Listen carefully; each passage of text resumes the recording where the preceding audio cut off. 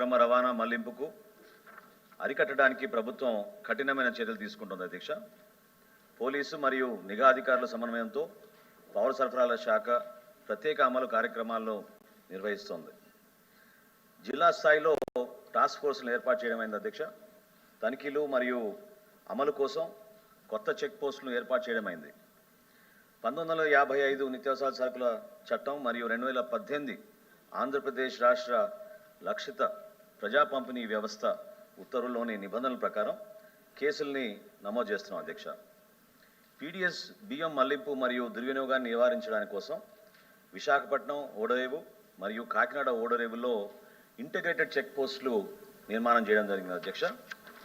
1955 చట్టం మరియు 2018 ఆంధ్రప్రదేశ్ రాష్ట్ర లక్షిత ప్రజా పంపిణీ వ్యవస్థ ఉత్తర్వుల్లోని నిబంధనల ప్రకారంగా 2024 నుండి 2025 ఆగస్టు వరకు పీడీఎస్ బియ్యం అక్రమ రవాణా మళ్లింపుపై రాష్ట్ర వ్యాప్తంగా మొత్తంగా 2438 కేసులను నమోదు చేయడం అధ్యక్ష.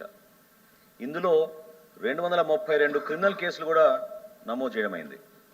అటువంటి అక్రమ కార్యకలాపాల ప్రమేయం ఉన్న 282 వాహనాలను కూడా స్వాధీనం చేసుకోవడమైంది అధ్యక్ష. సి ప్రశ్నకు సమాధానం అధ్యక్ష.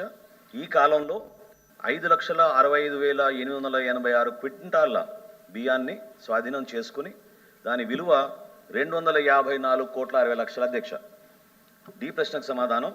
స్వాధీనం చేసుకున్న బియ్యాన్ని కార్యవిధానం ప్రకారంగా బహిరంగ వేలం ద్వారా విక్రయించడమైంది. ఇక్కడ ఏంటంటే అధ్యక్ష, మాకున్న చట్ట ప్రకారంగా వితిన్ 1 మంత్ ఈ బియ్యాన్ని ఆక్షన్ చేయాలనే ప్రయత్నం డిపార్ట్మెంట్ నుంచి చేస్తున్నాం అధ్యక్ష. కానీ అనేక సందర్భాల్లో కోర్టులకు వెళ్ళి ఆశ్రయించడం ద్వారా కొంచెం జాప్యం జరుగుతుంది. ఇప్పటి వరకు 25,584 క్వింటాల బియ్యాన్ని వేలం చేయగా అందులో వచ్చిన మాకు ఆదాయం 6,60,63,805 రూపాయలు అధ్యక్ష.